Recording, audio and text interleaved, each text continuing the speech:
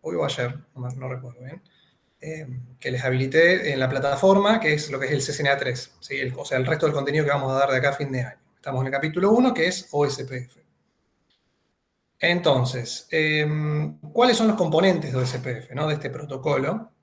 Bueno, vamos a tener varias cuestiones, vamos a tener un par de bases de datos que OSPF utiliza para calcular la mejor ruta, pero ahora puntualmente vamos a hablar sobre los paquetes, los tipos de paquetes que intercambia OSPF entre los distintos routers de la red. ¿Sí? Tenemos lo que son los paquetes de saludo, los paquetes de descripción de base de datos, de solicitud de estado de enlace, de actualización de estado de enlace y de acuse de recibo. ¿Sí? Básicamente, ¿qué es lo que hacen estos paquetes? Bueno, el paquete de saludos son un tipo de paquete que vamos a ver que se repiten en muchos protocolos de enrutamiento y en otros tipos de protocolos también, pero en los protocolos de enrutamiento de estado de enlace sí o sí aparecen, son paquetes que permiten, digamos, una especie de equipo alive, justamente. O sea, los equipos van anunciando, ¿sí?, que tienen la intención de hablar OSPF, de intercambiar redes, y además digamos, una vez que ya está establecida esa vinculación, ese diálogo entre vecinos OSPF que se llaman, ¿sí? O sea, un router habla con un router que tiene conectado directamente con otro vecino, si ambos están configurados de la manera correcta para van a intercambiar estos mensajes de saludo, se van a poner de acuerdo y van a formar lo que se llama una adyacencia o una vecindad de OSPF. Una vez que está mantenida esa adyacencia, igual van a intercambiar mensajes de saludo de manera regular, de manera constante. ¿Por qué? Porque de esa manera se sabe que ese otro equipo, ese vecino, está vivo. ¿Sí? O sea, está todavía funcionando con OSPF. Si por algún motivo, porque se corta el enlace, porque se aplica algún tipo de control de tráfico que impide que los paquetes de saludo OSPF salgan, si a uno de los dos equipos se le desconfigura el proceso OSPF y tantas otras variantes que pueden pasar, lo que va a pasar es que los mensajes de saludo se dejan de enviar o se dejan de recibir en el vecino adyacente y pasado una cierta cantidad de saludos que no llegan, se corta el vínculo de SPF, o sea, se declara que ese vecino está muerto. ¿Se entiende? Y a partir de ahí, obviamente, se saca de la base de datos, se eliminan las rutas que se habían aprendido a través de ese vecino, bueno, varios puntos ocurren, ya lo vamos a ir viendo. Bien, los paquetes de descripción de base de datos y los paquetes de solicitud de estado de enlace, digamos, el paquete de descripción de base de datos lo que hace es mandar una especie de la base de datos completa, podríamos decir, de OSPF. ¿Sí? Es como algo mandado, digamos, en cantidad, ¿no? Como un paquete cerrado donde entran un montón de actualizaciones en conjunto. El paquete de solicitud de estado de enlace ya es algo más puntual, es cuando hay, digamos, un cambio en alguna ruta, ¿sí?, o en algún grupo de rutas, se manda un mensaje mucho más abreviado que el mensaje o el paquete de descripción de base de datos, que es mucho más extenso. Y para este caso, cuando se hace una solicitud de estado de enlace, también se hace lo que se llama Perdón, el paquete de solicitud, quise decir, es un pedido, ¿sí? A veces, además del pedido directo, lo que hay es un envío de información. Acá, perdón. El paquete de actualización de estado de enlace es el que contiene la información de la ruta que se va a modificar. Si es una o un grupito pequeño de rutas, no una base de datos completa. Y a veces esa actualización va de forma automática, o sea, cuando un router se da cuenta de que, por ejemplo, se levantó una interfase nueva, eso quiere decir se levantó una red nueva conectada directamente, ese router automáticamente va a mandar una actualización de estado de enlace a todos sus vecinos, ¿sí?, a todos los equipos que tiene adyacentes y que entienden de OSPF. Mientras que puede ser en situaciones determinadas donde OSPF directamente le pida a un vecino una actualización. Y es entonces donde viene la solicitud de estado de enlace. Es decir, la solicitud es un pedido activo, la actualización es una respuesta a una solicitud, o también puede ser que se mande de forma automática, ¿sí? Sin que haya una solicitud se puede mandar una actualización. Y finalmente tenemos lo que son los acuses de recibo, ¿sí? O sea, OSPF, como tantos otros protocolos, digamos, funciona de manera segura, podríamos decir, con acuses de recibo, algo similar a lo que hace TCP, ¿sí? Lo que pasa es que OSPF no está montado sobre TCP, está una capa más abajo, digamos, trabaja sobre la capa 3 directamente, entonces tiene este mecanismo incorporado que permite asegurarse de que los mensajes hayan llegado al vecino, si no manda las actualizaciones y doy por sentado que el vecino las aprendió y las tiene en su base de datos y puede ser que eso no haya ocurrido. Entonces, de ahí que vienen los acuses. Bien, eso por el lado de la información de estado de enlace, ¿no? Los paquetes que se van a intercambiar. Por otro lado, tenemos lo que es las bases de datos propias de este protocolo, ¿sí? Una es la base de datos de adyacencia, ¿sí? O también conocida como tabla de vecinos. Esta tabla, como bien dice acá, contiene todos los neighbors o los vecinos de OSPF, ¿sí? Dato de color, digamos, ahora no, por el momento, hasta que no hagamos algo de práctica no lo vamos a aplicar, pero se puede ver con el comando show IP OSPF neighbors, ¿sí? Lo que nos va a mostrar es cada uno de los vecinos, cada uno de los routers contra los que el router donde nosotros estamos ejecutando estos comandos haya formado efectivamente una adyacencia, ¿sí? Después tenemos lo que es una base de datos de estado de enlace, que es, digamos, la propia tabla de OSPF, podríamos decir, ¿sí? También conocida como tabla de topología. La tabla de topología o la base de datos de estado de enlace lo que hace es darnos o mostrarnos la información de todos los vínculos, todos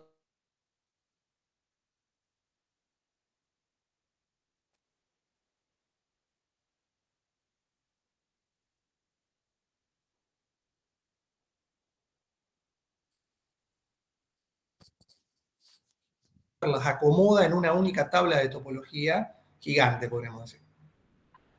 Y a partir de esa tabla de topología es que ahí OSPF hace su cálculo, ¿no? Su algoritmo el algoritmo de apertura del camino más corto, o el algoritmo de OSPF, que se conoce como algoritmo de Dijkstra, que era un matemático, digamos, que hizo una serie bueno, de investigaciones fundamentalmente con sacar algoritmos de caminos más cortos, ¿sí? Todo lo que tiene que ver con cálculos topológicos de redes, y bueno, de ahí lleva su nombre. Ese algoritmo es el que permite calcular a partir de la tabla de topología cuáles son las rutas para llegar a las redes remotas, ¿sí? ¿Cuál es la mejor ruta? ¿Cuál es la ruta de menor costo? Después vamos a ver cómo es que OSPF hace ese cálculo. Más bien dicho, no vamos a ver cómo hace el cálculo el algoritmo. Lo que vamos a ver es qué tiene en cuenta OSPF, qué métrica tiene en cuenta OSPF para calcular cuál es el camino más adecuado. Una vez que calcula con ese algoritmo cuáles son las rutas más adecuadas, las entrega a la tabla de enrutamiento, ¿sí?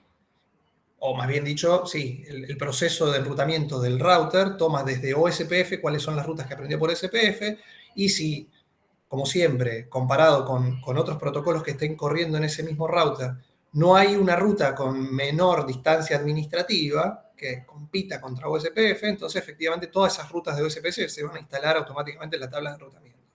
Si hubiera una ruta hacia el mismo destino de un protocolo con mejor distancia administrativa, obviamente se va a instalar esa ruta y no las rutas de OSPF.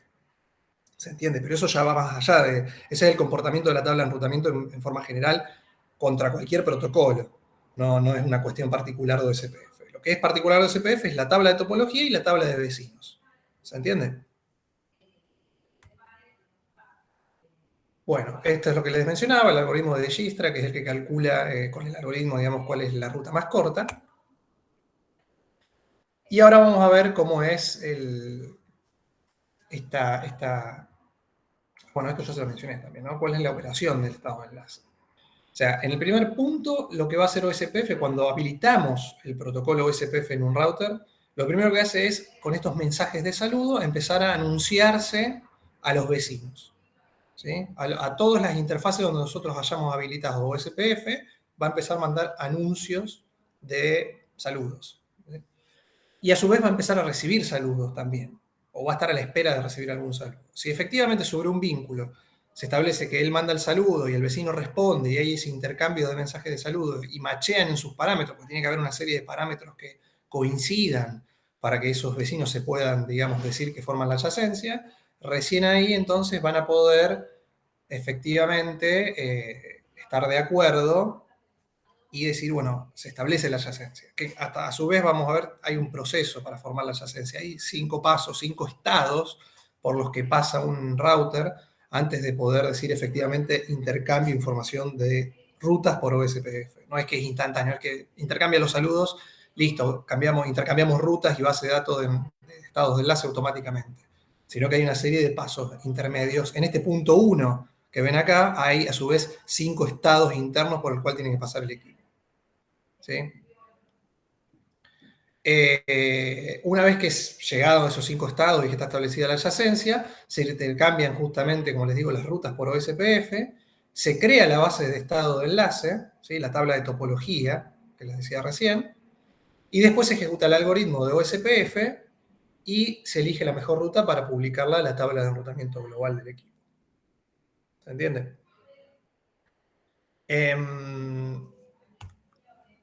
A ver. Bien, bueno, vamos por partes. Una cosa que no está acá, pero que es importante que ya tengan en mente. A ver, quiero ver, déjenme que me vaya un poquito más adelante. Son los estados. No está. Bueno, para que ustedes tengan una idea, uso este diagrama, no olvídense lo que está escrito acá porque lo vemos después. Digamos, OSPF, o más bien dicho, los routers de OSPF, ¿qué es lo que van a anunciar? ¿Sí? Como les dije, primero se inician, mandan los mensajes de saludo, como ven acá en este diagrama, que se están mandando todos mensajes contra todos. ¿Sí? Y se anuncian y dicen, bueno, yo soy tal router, tengo un proceso SPF con un ID, hay un valor que es una IPv4, en realidad el router ID que se le llama, es un valor de 32 bits, que casualmente, para hacerlo más sencillo, y ahora después vamos a ver por qué, ese router ID tiene un formato de dirección IP, o sea, es una dirección IPv4. ¿Está bien? Cuando ustedes la visualizan, van a poner el router ID, el identificador de router, va a tener el mismo formato que una dirección IP. No es una dirección IP, porque no se la estamos asignando a una interfase, ¿se entiende? Y no se va a utilizar para intercambiar paquetes a nivel de capa 3. ¿Se entiende? ¿No? Lo único que hace es cumplir la función de ser un número, un identificador de ese router entre todos los otros routers que están hablando SPF. ¿Se entiende? Porque para que funcione el algoritmo de SPF, cada equipo tiene que estar identificado unívocamente. No puede haber dos routers con el mismo router ID. ¿Se entiende? Por eso es que se utiliza una dirección o un valor parecido a una dirección IP. ¿Hasta acá estamos? Bien. Entonces, una vez que tenemos ese por el tema del router ID, además de eso, ¿qué es lo que va a publicar un equipo? ¿Qué es lo que va a publicar un router? Ni bien ya tenga formadas las adyacencias con sus vecinos. ¿Se entiende? Lo primero que va a publicar son las redes que él tiene metidas en el proceso de SPF. O sea, nosotros en OSPF lo que vamos a hacer cuando lo configuramos es decirle al router qué redes queremos que efectivamente participen en el proceso de OSPF. ¿Se entiende? Y todas las redes que nosotros, ¿qué va a hacer el proceso de SPF? Escanea esas redes y se fija si hay interfaces de que deberían coincidir interfaces con interfaces activas en el router que estén dentro de esas redes que yo publico. ¿Sí? En general lo que uno hace es publicar las redes en el proceso de SPF. ¿Sí? Las redes de las interfaces que ya tenemos activas. Supongamos, yo tengo esta interfase de este router en la red 192.168.1/24. Bueno, lo normal sería que yo publique esa red en el proceso de SPF. ¿Sí? Le digo a OSPF, esta red /24, utilizala. Al activarla, o utilizarla o activarla en el proceso, lo que hace el router con OSPF es buscar qué interfaces, como ya les dije, esta interfase tenía una IP dentro de esa red, y automáticamente sobre esa interfaz empieza a mandar saludos. ¿Sí? Forma la adyacencia, una vez que forma la adyacencia, lo que va a hacer a continuación es publicar al vecino que este router tiene esa red conectada directamente y todas las otras redes que yo haya configurado en OSPF. ¿Me explico? Ya lo vamos a ver cuando hagamos la práctica, se va a entender un poquito mejor esto que les estoy diciendo así un poco en el aire. Pero hay un comando que lo que hace es declarar una red, esa red se publica automáticamente en OSPF. ¿Sí?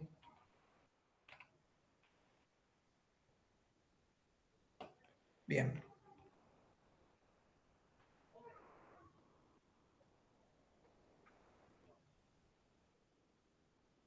Bien. Estamos acá. OSPF de área única y multiárea. Bueno, esto yo lo dejaría para el final. Vamos, háganme acordar que al final se los comento. Para que no, o sea, vamos a entender bien OSPF de área única y después volvemos acá y hacemos un comentario. OSPF de versión 3, ¿sí? Es, lo que expliqué yo hasta ahora es OSPF versión 2. OSPF versión 3 es exactamente lo mismo, solamente que está diseñado para IP versión 6. Ustedes ya se habrán dado cuenta que a medida que vamos estudiando distintos protocolos, no solo del enrutamiento, sino de otras cuestiones también, se habrán dado cuenta que hay siempre, digamos, distinción entre IPv4 y IPv6. Si bien funcionan de manera bastante similar, son protocolos de direccionamiento, bueno, OSPF no escapa a este paradigma y también tenemos que tener en cuenta que son dos protocolos distintos. En un router podemos tener perfectamente funcionando OSPF versión 2 y OSPF versión 3 en forma simultánea y cada proceso va a tener su propia base de datos, sus propios vecinos, y no están conectados para nada uno con el otro. Así como el mundo de IPv6 con el mundo de IPv4 está totalmente desvinculado, en el caso de OSPF, versión 2 y versión 3 pasa exactamente lo mismo. ¿Se entiende? Son dos mundos separados. No se tocan nunca, no interactúan, no hay ningún tipo de problema con eso. Funcionan en paralelo. Hay que acepto a alguien que está entrando.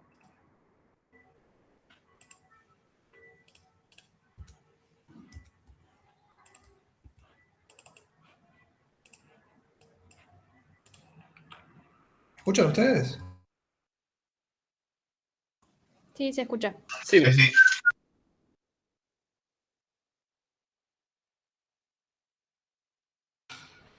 Hola, ¿me escuchan de vuelta? Sí, se escucha. Ah, perfecto. Hasta recién me escuchaban, entré y salí de la reunión. Sí, se escuchaba. Ah, bien, perfecto. Me había quedado tildado. Entonces les decía, OSPF versión 3 tiene estas características. No vamos a configurar.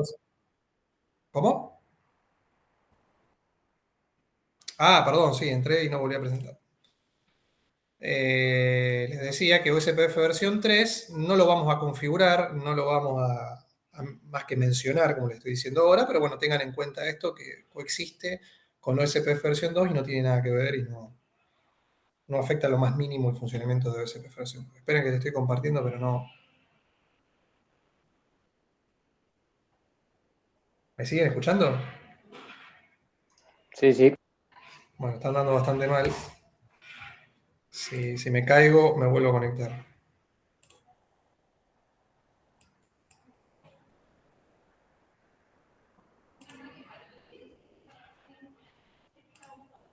Bueno, voy a tener que salir de la reunión, ahí vuelvo a ingresar.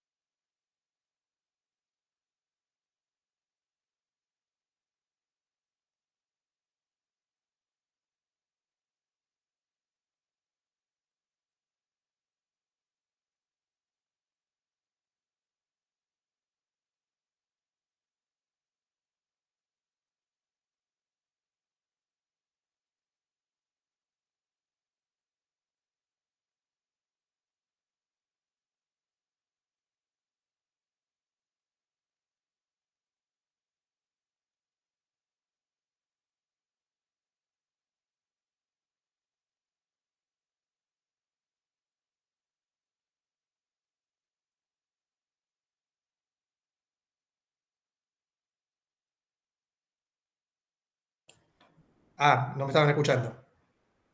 Perfecto, yo estaba hablando solo. ¿Me escuchan ahora? Sí, ahora sí. Perdón. Les decía, nosotros habíamos estado hablando primero de los paquetes de saludo, ¿sí? paquetes de saludo son para establecer adyacencias y mantener las adyacencias activas. Por más que los equipos estén hablando entre sí, intercambiándose constantemente actualizaciones de enrutamiento, igual tienen que mandar información de saludos, ¿sí? Constantemente, de manera permanente, ¿sí? Envíen o no actualizaciones después de enrutamiento sobre esos vínculos, tienen que mantener una constancia en los saludos, en forma bidireccional, ¿no? Un vecino le manda y el otro le responde también con otro mensaje de saludo. ¿Qué otro tipo de mensajes hay? Bueno, los descriptores de base de datos, ¿sí? Esos son los contenidos, como les decía, cuando se envían grandes paquetes de varias entradas de enrutamiento, varias rutas por OSPF. Y después tenemos lo que son la solicitud de estado de enlace y la actualización, como dijimos, una solicitud y una respuesta. Y así como el acuse de recibo, que son para responder a las solicitudes enviadas, a las actualizaciones enviadas. A su vez, dentro de lo que son las LSU, ¿sí? Que son los updates, estos envíos puntuales de actualizaciones de enrutamiento, ¿sí? Tenemos una subclasificación de varios tipos de LSA. ¿Sí? Como bien dice acá, las LSA a veces se menciona LSU o LSA indistintamente. El término correcto, digamos, las LSU son un agrupamiento de todos los tipos de LSA. ¿Sí? Es algo global. De hecho, una LSU puede tener varias LSA adentro. Las LSA, como bien dice acá, no me interesa que las aprendan, digamos, no vamos a profundizar tanto en el funcionamiento de OSPF. Como bien dice acá, hay 11 tipos de LSA, ¿sí? Incluso algunas acá que no se están mencionando, pero, digamos, cada actualización de OSPF tiene su funcionalidad. Hay, por ejemplo, lo que es las LSA de router son para anunciar el router completo, mientras que las LSA de tipo 5, las LSA de tipo 3 y 4 son justamente para enviar grupos de rutas todos juntos, como les decía. Después existen LSA, o sea, actualizaciones de enrutamiento que son específicas para atravesar sistemas, áreas OSPF, que todavía no hablamos de eso, pero son para atravesar áreas OSPF que, digamos, sin que sean procesadas por esa área. ¿Sí? Hay un montón digamos, cada una tiene su particularidad y existe por un motivo. La realidad es que nosotros no vamos a ahondar tanto en el contenido como para entender el porqué de estas LSA. Pero bueno, por lo menos se las presento. En todo caso, para el que le interese, lo podemos ver en profundidad en algún otro momento, o les paso material, pero bueno, hasta acá va a llegar el contenido. Fíjense, acá tenemos, pasando, ¿no? Volviendo al paquete de saludo que estábamos hablando antes, ¿sí? Tenemos lo que es la cabecera del paquete, ¿sí?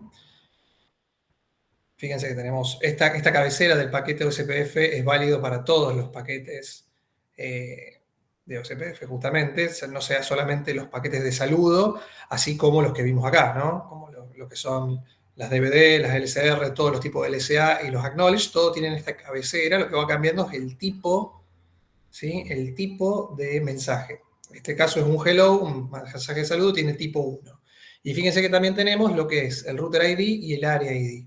¿Sí? Este valor del router ID es lo que yo les mencionaba, ese tag de 32 bits que tiene cada router en forma individual y único, y el area ID es el identificador de área que ahora en un ratito vuelvo sobre eso y lo explico, digamos, que es un área OSPF. Después hay unos campos de autenticación, si es que estamos aplicando autenticación, porque OSPF tiene la capacidad de autenticar internamente, ¿se entiende? Es decir, podemos ponerle seguridad, podemos poner un password, de manera que los routers tengan que tener el password entre sí y validarse para poder aceptar esas actualizaciones de OSPF, si no directamente no forma adyacencia. Y después viene lo que es el contenido propio de un mensaje de saludo, ¿sí? Con la máscara del anuncio, de la red que está en el vínculo punto a punto, el intervalo de hello, que esto es muy importante, como decía, el tiempo que espera cada router que se reciba un mensaje periódicamente de saludo.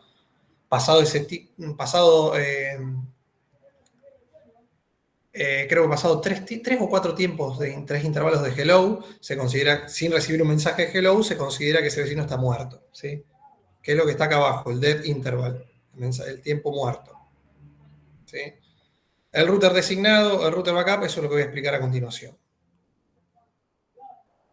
Vamos a explicar eso y después vuelvo a cómo se sincronizan las bases de datos de OSPF. Bien, ¿cómo es que vamos a crear las... bueno, esta situación particular yo les mostraba el diagrama antes, ¿no? Existe el caso, o sea, yo les dije que en un enlace determinado, los routers se forman adyacencias. ¿Sí? Ustedes se imaginaron un enlace, a ver si hay otro dibujo acá, ¿no? Un enlace como este. ¿Sí? Imagínense entre el router 1 y el router 2, hay un vínculo, se forma una adyacencia directamente entre estos dos equipos, suponiendo, ¿no?, que tenemos todo bien configurado, se va a formar una adyacencia OSPF. Y van a empezar a intercambiar routers entre sí. Hasta ahí bárbaro, lo mismo que entre R2 y R3. No habría ningún misterio, digamos, ¿no? Nada raro. Ahora bien, ¿qué pasa si yo tengo un escenario como este? ¿Sí? Yo tengo 5 routers en este caso a través de un switch, conectados todos contra todos, o sea, todos contra todos, ¿no? Tienen visibilidad de capa 2 entre sí. Entonces, ¿qué pasa ahí en ese caso? Tenemos tanto intercambio de mensajes. Lo que va a pasar es que los routers, obviamente, y como dice el protocolo, van a tratar de formar adyacencia todos contra todos. ¿Sí? Porque no es un tema o sea, este caso es un enlace físico, pero en realidad se están viendo todos los equipos contra todos, ven todas las IP de estos equipos. OSPF, esos mensajes de hello, esos mensajes de OSPF se propagan sobre una IP de multicast, ¿sí? Una IP de multicast reservada para lo que es OSPF puntualmente. ¿Sí? Entonces, cuando emiten esos mensajes a través de multicast, obviamente se transforman en direcciones de capa de enlace de datos, direcciones MAC de multicast también, por ende llegan a todos los equipos y todos los equipos van a recibir esos mensajes, los van a procesar y está bien que lo hagan y forman adyacencias. En principio no parece tan problemático, el problema es cuando tenemos muchos routers sobre un mismo switch, se nos va a dar una situación donde, fíjense, acá cuántas adyacencias tenemos formadas, ni hablar si en vez de tener 5 tenemos 10 routers. Entonces, con el caso de las redes tipo Ethernet, ¿sí? Es decir, de múltiples dispositivos accediendo sobre el mismo medio físico, que no están contenidos, no hay circuitos acá armados punto a punto, los equipos forman, de vuelta, adyacencias todos contra todos. Y eso puede representar un problema por la cantidad de información que hay que enviar a nivel de OSPF y de las actualizaciones de OSPF. Fíjense que sobre el mismo switch, sobre los mismos vínculos, estamos poniendo la información de los otros 4 routers. ¿Sí? Toda la información de actualización, los hellos y todas las bases de datos, y todo circula por ahí. Entonces llega un punto que ese tráfico crece exponencialmente y ya puede llegar a una cierta cantidad de equipos. ¿Sí? Con 5 equipos no va a pasar nada. O sea, parece mucho, pero no es para tanto, ¿no? El problema es, cuando nosotros tenemos más cantidad de routers, ya la cantidad de tráfico generada por OSPF puede ser considerable. Puede representar un porcentaje importante, podríamos decir, del ancho de banda o, sí, fundamentalmente del ancho de banda de los vínculos, ¿no? De las interfaces. Depende mucho del ancho de banda que tengan las interfaces. Hoy tenemos interfaces de mucha capacidad, pero en principio cuando OSPF nació ya hace muchos años, estamos hablando de la década de los 80, una interfase de 10 megabits, y bueno, podía generar mucha actualización y ser molesto. Hoy con una interfase de 1 giga ya es ínfimo el tráfico que se genera, pero bueno, digamos, es válido también entender por qué nació esto. Bueno, esa es la cuenta, ¿no? De n por n-1 sobre 2 es la cantidad de adyacencias que se van a formar, siendo n la cantidad de routers conectados entre sí. Entonces, para evitar esta situación, ¿sí? Para evitar que haya tanto tráfico, tanto ida y vuelta sobre los mismos vínculos, lo que se hace es hacer un concepto de lo que es el router designado. El router designado va a ser uno de estos 5 routers, o uno de los n routers que estén conectados todos contra todos, y ese router designado es como que toma el rol de ser el repartidor de las actualizaciones de OSPF. Todos los routers van a formar adyacencia solamente contra el router designado, ¿sí? Y contra un segundo router que se llama el router backup designado. ¿sí? O sea, va a haber dos routers en realidad, el router designado y el router backup designado. Contra esos dos routers van a formar las adyacencias todo el resto de los N routers que haya conectados de esta forma, ¿no? A través de un switch o un hub. Y por ende, solamente va a haber, N por 2, digamos, adyacencias, ¿sí? Donde N es la cantidad de routers. N por 2 menos 2, porque obviamente no estamos contando el propio router backup y el propio router designado. Entonces esa va a ser la cantidad de conexiones que se reduce a un esquema lineal, no crece con la cantidad de routers que pongamos conectados entre sí, ya no crece de forma exponencial como es esto. Entonces, realmente es un esquema mucho más llevadero, con mucha menor capacidad de tráfico, consumida por SPF, y esa es la forma que está preparado para funcionar en este tipo de escenarios. Bien. Esto es lo que acabo de mencionarles, que hay un backup, un router backup. Bueno, lo que no dice acá es cómo se elige. El router designado, ¿cómo es que se elige? Bueno, se elige con el router ID más alto que hubiera entre todos los routers. ¿Se entiende? El router ID más alto es el que se elige como el router designado. Y el segundo más alto, ¿sí? Es el que se elige como router backup del designado, o sea, BDR, como bien dice acá. ¿Sí? Que el BDR, a todo esto, yo no lo dije, pero que está valga el nombre, como un backup. Cuando se cae el router designado por algún motivo, se cae físicamente, deja de funcionar OSPF, se corta el enlace, lo que fuera que genera que ese router ya no se le caigan las adyacencias que tiene contra el resto de los equipos, automáticamente todos los routers empiezan a mirar al backup, ¿sí? Que en realidad el backup pasa a ser el router designado, y una vez que vas a ser el router designado, comienza el proceso de elección de un nuevo router de backup. ¿Se entiende? Es como que se vuelve a acomodar todo el esquema y vuelve a existir un router de backup y un router designado. Y siguen siendo esos dos los únicos que forman adyacencia con todos los demás. ¿Se entiende? Pero entiendan que lo importante, aparte de esto cómo funciona, es que solo aplica, esta elección del DR y el BDR solo aplica en redes de accesos múltiples, ¿no? Como es Ethernet. Por eso es que también ustedes, aunque conecten dos routers punto a punto, como les mostré en el esquema anterior, ¿no? En este caso entre R1 y R2, también se va a elegir uno como router backup y otro como router designado. Aunque haya dos routers nada más, también lo van a hacer esa elección porque como están conectados con un enlace Ethernet, ya el hecho de ser un enlace Ethernet a nivel físico, condiciona OSPF para que funcione de esa manera. ¿Bien? ¿Se entiende hasta acá? ¿Se entendió?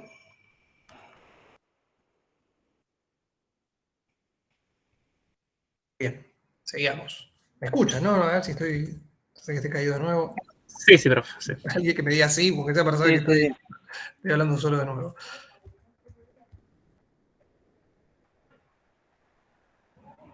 Bueno, esto es lo que les decía de los 7, no eran 5, perdón, me equivoqué, eran 7. Pasa que, el estado down yo no lo contaría, pero bueno. Los 7 o 6, si quieren, estados de enlace, de conectividad para formar la adyacencia OSPF. ¿Se acuerdan? En el punto 1 de todo el proceso OSPF era formar la adyacencia. Bueno, para formar la adyacencia, digamos, tenemos que pasar por estos 7 estados distintos, ¿sí? En el estado down o estado inactivo, ¿sí? En realidad no es un estado, podríamos decir, propio OSPF de nada. En realidad el estado down significa que, no se recibió ningún paquete de saludo. Estamos en el estado inicial, que no pasa nada. O incluso también se cuenta el estado shutdown, cuando el equipo está, deshabilitado SPF. Ese podría ser el estado inicial, pero en realidad el estado inactivo como tal es cuando el router está mandando paquetes de saludos. Apenas se inició SPF, pero dura absolutamente nada este estado, porque directamente del estado down pasa al estado init, ¿sí? En el estado init lo que hace es enviar mensajes de saludo y también está preparado para recibirlos, ¿sí? Una vez que se está en el estado init y se empieza a recibir al menos un mensaje de saludo de algún vecino contra ese vecino, entonces empieza a pasar el estado two-way. El estado two-way lo que hace es ya formar como dice acá, una combinación o una comunicación bidireccional entre esos dos equipos y empezar a elegir, si es que hubiera en una red de acceso múltiple, elegir el DR y el BDR, ¿no? El router designado y el router backup designado. Esto que hablamos hace 2 minutos. ¿Entiendes? Una vez que está eso completo, una vez que los equipos, digamos, se ponen de acuerdo, acá en este estado, en el estado two-way, es cuando se ponen de acuerdo con los parámetros de los mensajes de hello. ¿Sí? Todo esto se hace siempre con paquetes de hello. Hasta acá no se intercambió ningún otro tipo de paquete ni ninguna información de enrutamiento. Acuérdense, estamos todavía formando la adyacencia.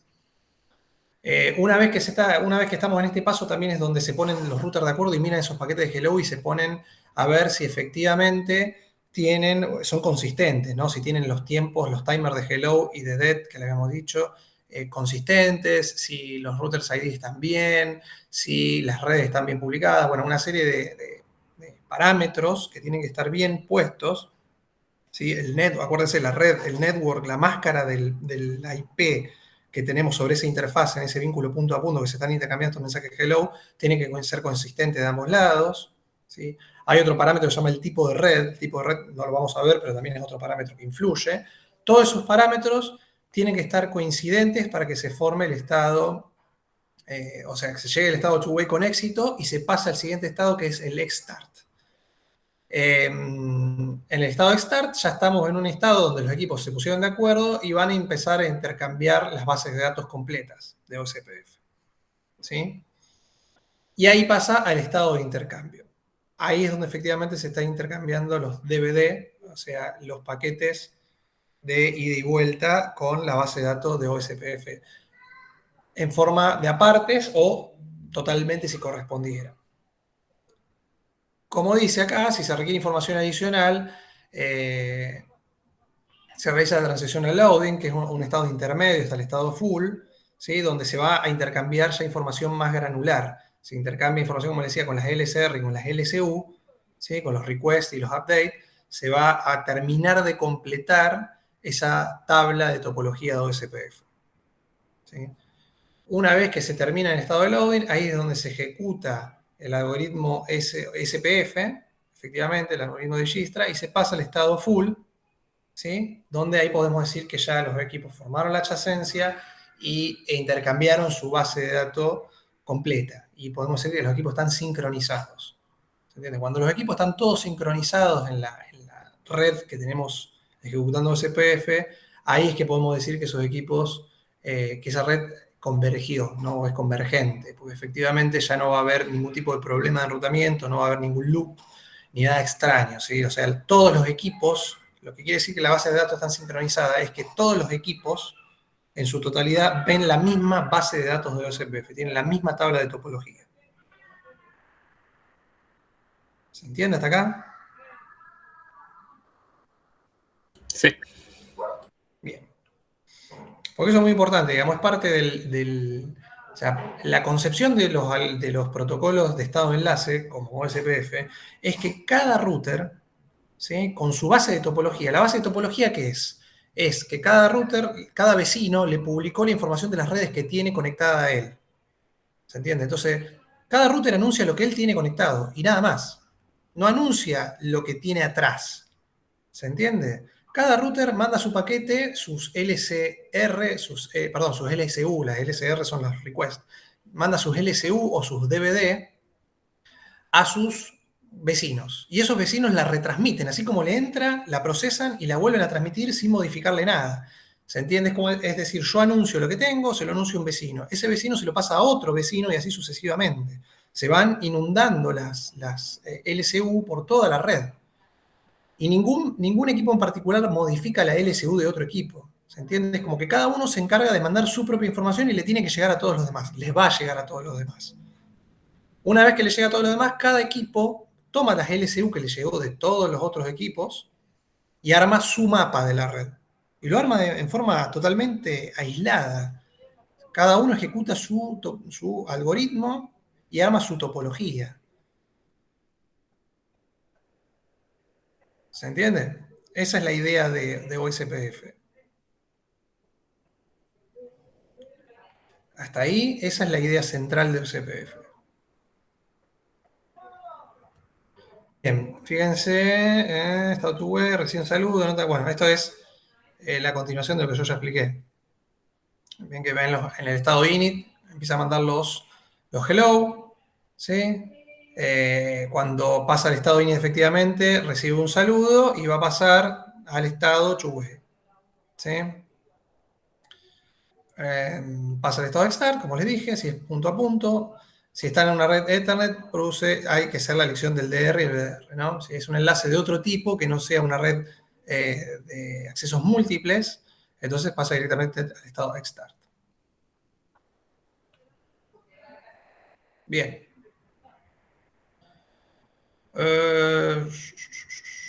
Bien, después de cumplir con la desarrollo determinado, se van actualizaciones. Bien. Bueno, esto es importante, también una aclaración.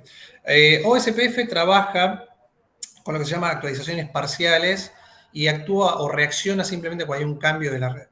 Básicamente, una vez que todos los equipos se sincronizaron, es decir, que todos los equipos intercambiaron las LSU y están todos en el estado full, es decir, que cada uno ya tiene la misma tabla de topología que los demás vecinos, ¿cuándo es? O sea, se van a seguir mandando, como les dije, mensajes de hello constantemente.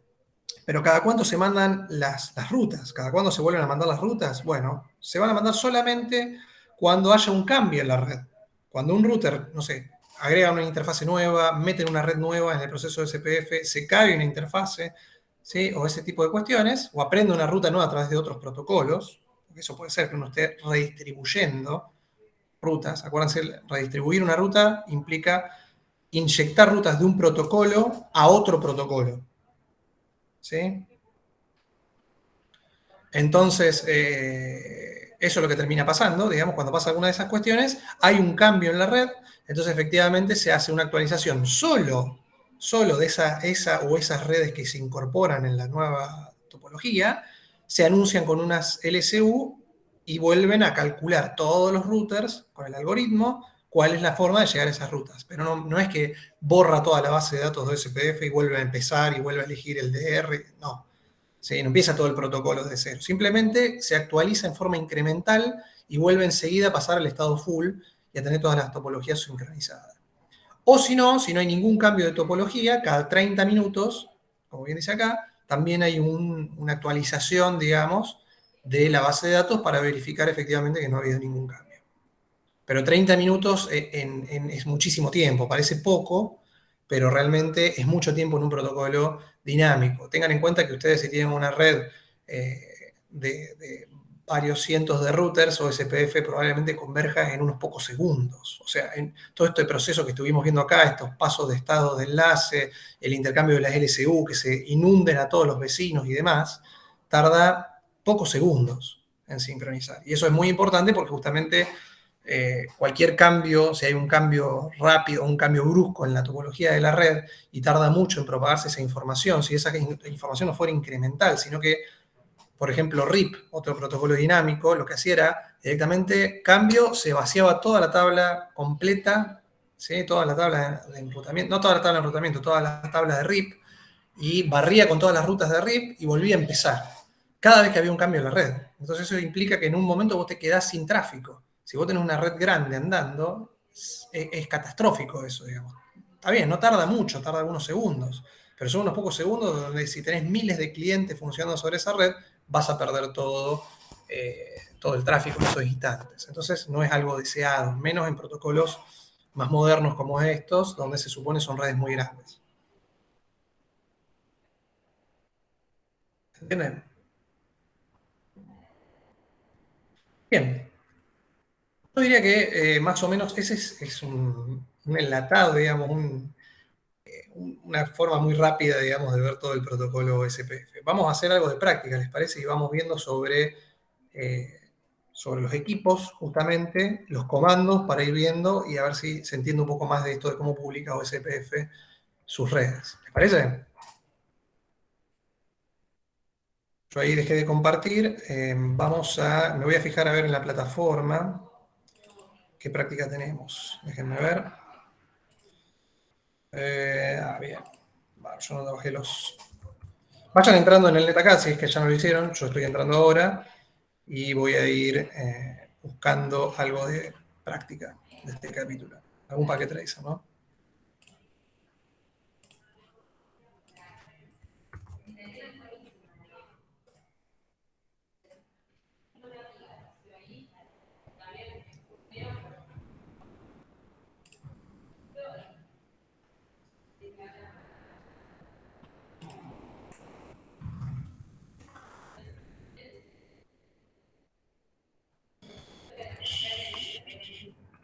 De última tienen que probar para entrar a la plataforma, como les decía antes. Fíjense que tengan el curso nuevo habilitado.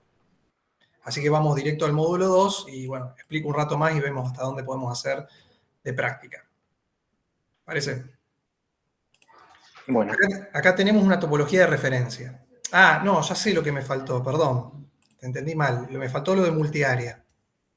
Eso me faltó. Porque yo dije lo doy al final y después no se lo mostré. A ver. Sacamos esto y vamos acá. A ver, de vuelta. Presentación, ¿dónde lo tengo? Acá. Bien, yo lo que les dije, díganme cuando lo vean nuevamente. Ahí deberían verlo. ¿Ven? Bien. El tema es así. OSPF, lo que vamos a ver nosotros y no vamos a investigar más, pero tienen que saber que existe, es que OSPF puede funcionar como protocolo de área única, que es esto que ven acá, ¿sí? Todos los equipos, todos los routers, todos los equipos que nosotros configuramos con OSPF, se configuran con dentro de la config hay un parámetro que es el área.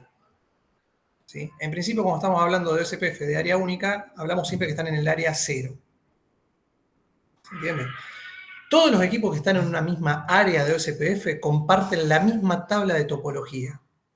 ¿Se acuerdan hace un ratito cuando hablaba de que estaban sincronizados y tenían la misma tabla de topología? Es porque todos ellos entre sí se intercambian toda su base de datos, todas sus LSU de todos los equipos contra todos y todos tienen que tener, por ende, la misma tabla de topología.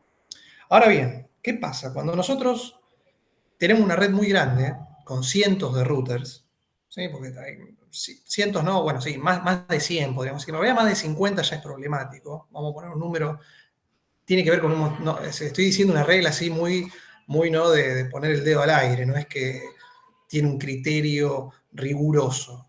Tiene que ver con qué tipo de equipos tengamos, si son routers con mucha capacidad de procesamiento, con poca, memoria interna, tiene que ver más que nada con la capacidad de recursos internos que tienen todos los equipos de nuestra red.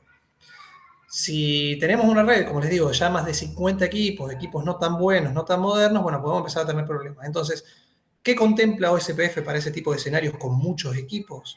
Lo que se llama OSPF multiárea. ¿Qué pasa cuando, entonces, qué implica el multiárea? Lo que va a pasar es que vamos a dividir todos nuestros routers, que todos están corriendo el protocolo de SPF, pero agruparlos justamente en áreas. Esas áreas son no más que eso, son grupitos de routers más pequeños, los cuales dentro de esas distintas áreas todos comparten la misma tabla de topología. ¿Se entiende? Como que particionamos todo el gran grupo de routers en conjuntos más pequeños. Cuando un router se quiere, o sea, cuando un área quiere saber las redes que están contenidas en los routers de otra área, lo que va a pasar ahí es que va a haber una sumarización de rutas. ¿Sí? Puede haber sumarización de rutas y además lo que va a hacer es que no se propaguen todas las LSU todo el tiempo, ¿se entiende? Cuando hay un cambio en la topología, cuando hay una nueva información, sea porque se agrega o se saca alguna red, ¿se acuerdan que OSPF les dije que cuando disparaba actualizaciones, cuando pasaban ese tipo de eventos? Bueno, ese tipo de actualizaciones van a quedar dentro del área donde ocurren y no se van a propagar automáticamente a la otra área, a las otras áreas. Va a quedar ahí dentro. Obviamente que después de una serie de cálculos, el área en su totalidad va a decidir enviar un resumen de rutas, un resumen hacia las otras áreas para que se enteren efectivamente que hubo redes que se agregaron o que se cayeron y desaparecieron. Pero en principio, lo que va a pasar es justamente que no se van a propagar las LSU, no se va a inundar de LSU todas las áreas en su conjunto, sino que van a quedar como recluido la información dentro de cada una de estas áreas. ¿Por qué? Porque, como les dije, cada vez que hay un cambio de topología, se tiene que volver a ejecutar el algoritmo de cálculo de SPF. Imagínense en una red con mucha cantidad, decenas o cientos de routers, lo que va a pasar es que cada vez que hay un pequeño cambio, una interfase que se levanta o que se baja, una red que se agrega, los cientos de routers van a calcular nuevamente su tabla de topología. E imagínense que es lógico, mientras más routers tenemos, más posibilidades hay, más clientes tenemos y más posibilidades hay de que ocurra algún evento topológico en la red, algún cambio se vaya dando. De hecho, en una red, ya, como les digo, más de 50 routers, 100 routers, es muy probable que todo el tiempo se esté dando algún tipo de cambio. Son 100 routers, pero cada router tiene un montón de interfaces que les puede estar pasando algo. Entonces, es natural en ese tipo de redes que se den cambios cada pocos segundos o pocos minutos, lo cual implicaría que esté calculando todo el tiempo, ¿sí? Para toda la cantidad de redes, todo el algoritmo de SPF corre constantemente. Y eso carga muchísimo el CPU y la memoria interna del router. Por ende es que se utiliza ese esquema de áreas múltiples. El esquema de áreas múltiples tiene varias consideraciones y vamos al fino, ¿no? Como les decía, de los paquetes, el tipo de LSA que van a transmitirse, cómo es que se configuran esos routers que están en los bordes de las áreas, ¿no? Cuando un equipo, fíjense acá, el router, este diagrama de acá abajo, el router 1 y el router 2, fíjense que tienen algunas interfaces en un área y algunas interfaces en otras áreas. Esos routers se llaman bordes, justamente routers de borde de área. ¿Sí? Tienen algunas patas en un área, algunas patas en otra área. Esos routers tienen que tener, obviamente, mayor capacidad de procesamiento, porque van a procesar tanto las LSU de un área como las de la otra área. Puede ser que tengan 3 áreas, o sea, no tienen que ser 2 particularmente. Lo que sí es importante que siempre un router, digamos, siempre el área 0 tiene que ser el área central. Todas las áreas se pueden comunicar únicamente con el área 0. ¿Se entiende? No podemos tener, en principio, ¿no? Como siempre les digo, después están hechas las reglas, para después hay excepciones a la regla. Pero en principio no podemos comunicar un área con un área distinta que no sea el área 0. O sea, es como si tuviéramos un diagrama, una estrella, donde en el medio está el área 0 y todas las otras áreas se comunican con el área 0. ¿Sí? Esa es la forma que debe funcionar OSPF multiárea. Bien, habiendo dicho eso, ahora sí terminé con lo que es el capítulo 1, la teoría de OSPF. Cerramos esto, vuelvo a presentarles lo que es el capítulo 2. ¿Preguntas hasta acá? Veo muy callados.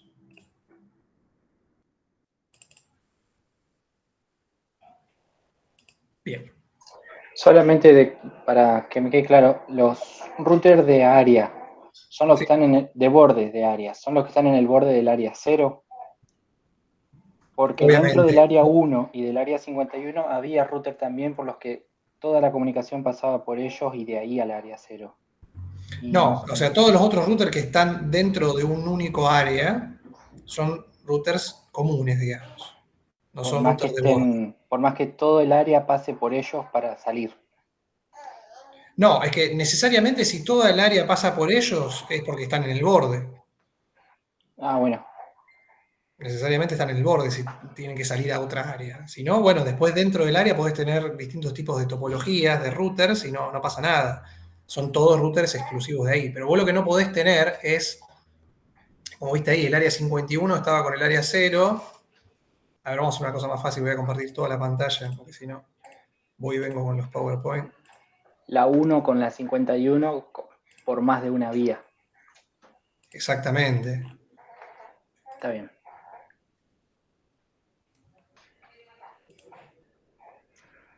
Por ejemplo, el router que está al lado del router 1, al lado ese, ¿no es uno de borde? No es de borde, por más que todo el tráfico, claro, necesariamente pase por él, y las actualizaciones de OSPF van a pasar por él, no es de borde, porque tiene todas sus interfaces en el área 1. Bien. Ah, está entendido. Entonces no tiene que hacer, o sea, la base topológica, la base de topología de OSPF de ese router que vos me estás señalando es la misma, exactamente la misma que va a tener el router que está más abajo. Los otros tres que están dentro del área 1, no va a haber ninguna diferencia. Ahora, el router 1, particularmente, va a tener dos tablas de topología, una para el área 0 y una tabla de topología para el área 1. ¿Se entiende? Y va a ser el cálculo de cada una de las áreas por separado. Después va a publicar todas las rutas a la tabla de enrutamiento como un solo protocolo que es OSPF, pero el algoritmo se va a ejecutar cada vez que haya un cambio en la tabla de topología de las dos áreas por separado. Listo. ¿Entienden? Muchas gracias. Bien.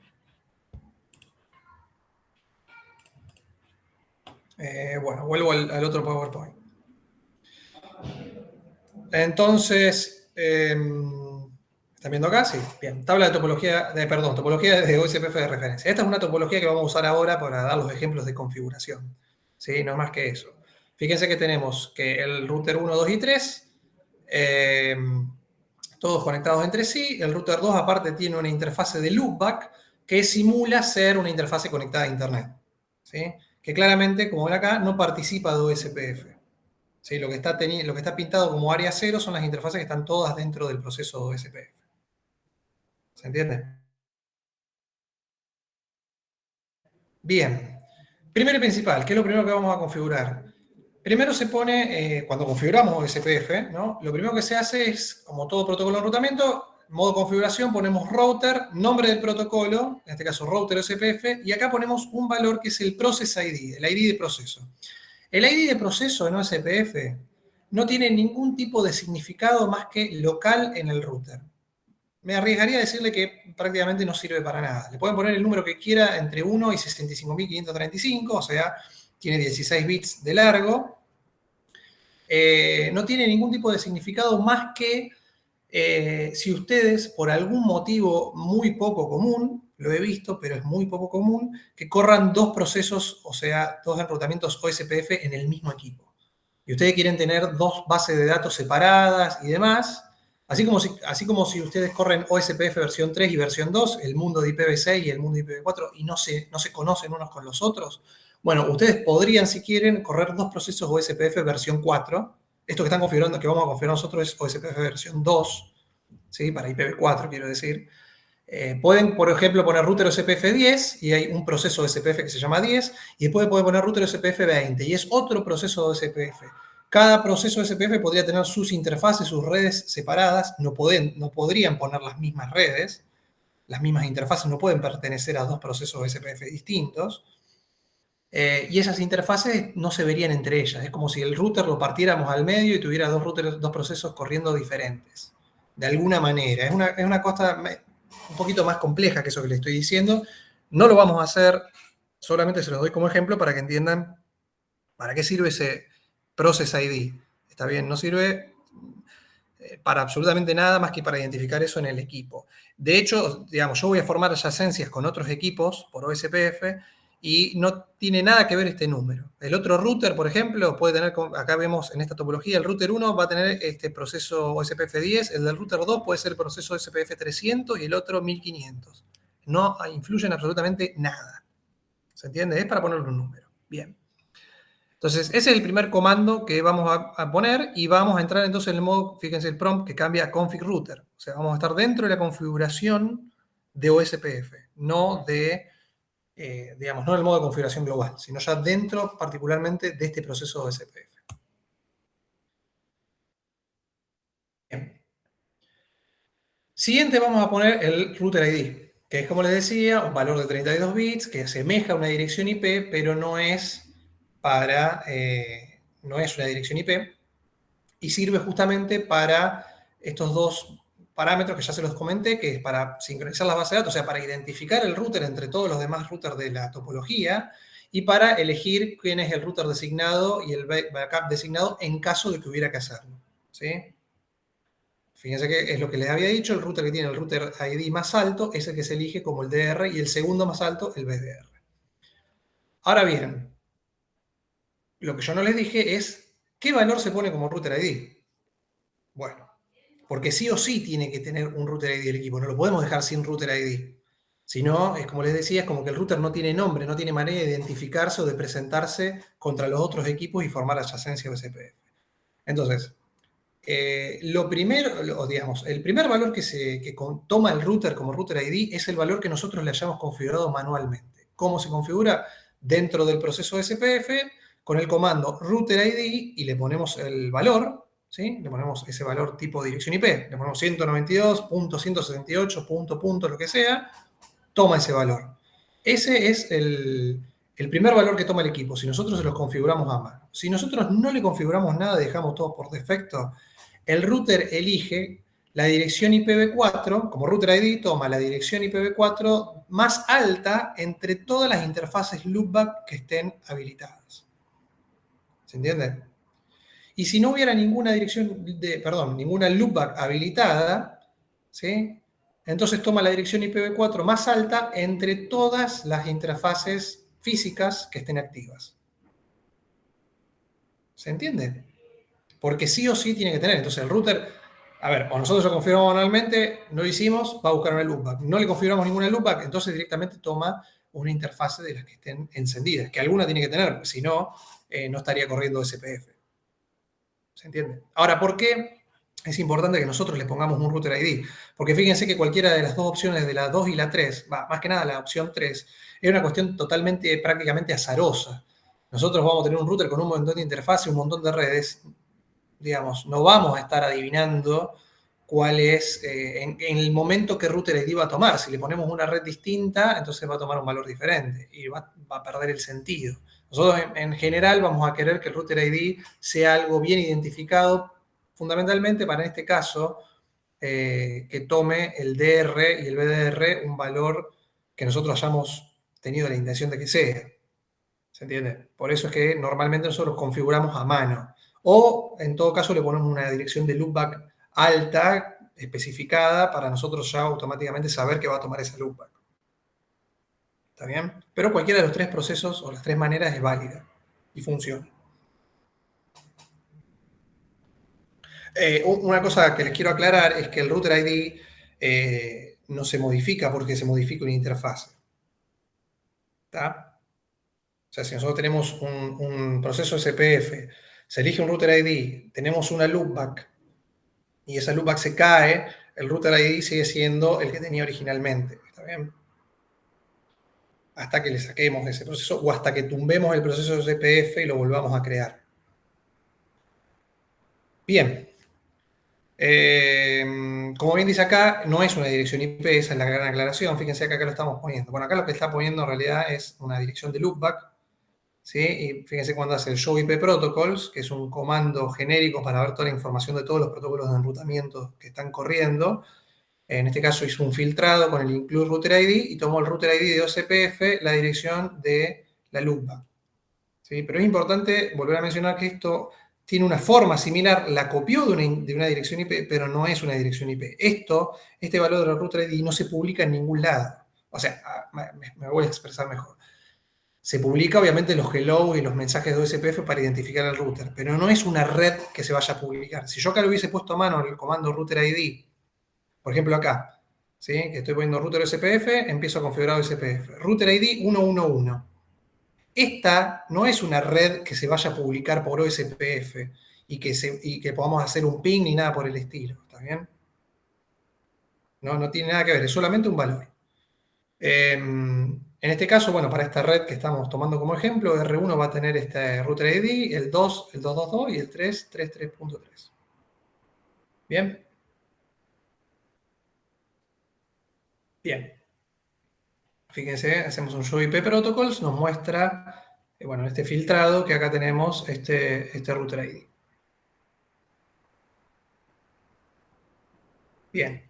Hasta acá lo único que hicimos es anunciar el proceso de SPF con un número, poner el router ID si es que lo vamos a configurar, ya sea manualmente con el comando o con una dirección de loopback, o si no hicimos ninguna de las dos, una dirección directamente de una interfase activa. Y ahora vamos a lo importante de SPF, podríamos decir, que es anunciar las redes. ¿Sí? Anunciar las redes en OSPF se hace con este comando. Vamos al comando que es network, la dirección de red, la máscara, pero no vamos a poner la máscara como ponemos la máscara siempre. Vamos a poner la máscara de wildcard. Ustedes ya vieron algo de esto, saben lo que es una máscara de wildcard, ¿no? Alguien que me responda.